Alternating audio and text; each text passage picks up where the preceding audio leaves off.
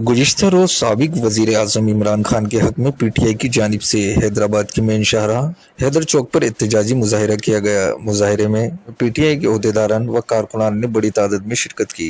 मुज़ाहिरे में तहरीक अदम एतमाद के खिलाफ नारेबाजी भी की गई।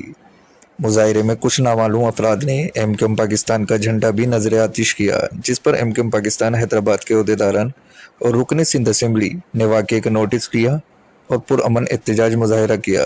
इस मौके पर एमक्यूएम पाकिस्तान के ओहदेदारान, ख़वातीन और बच्चों समेत बड़ी तादाद मौजूद थी। एहतजाजी मुज़ाहिरे में रुकन सिंध असेंबली नासिर हुसैन ने वश न्यूज़ को बताया कि आज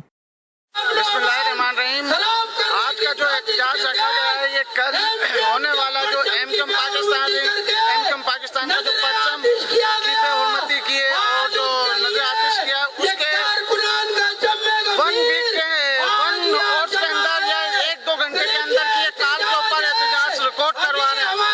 अभी हम इंतजामिया को ये बताना चाहते हैं, उनके खिलाफ भरपूर कार्रवाई की जाए। अगर कार्रवाई नहीं की तो एमक्यूएम के कारकुनान खुद कार्रवाई करेंगे। और इसके साथ साथ हम पुरअमन लोग हैं, इमरान खान हार चुके हैं, अब वो वज़ीर आज़म नहीं रहे।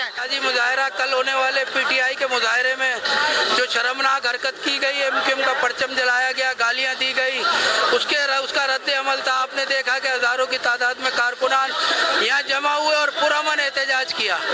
और ये हमारी पुरअमन की पॉलिसी को कमजोरी न समझे।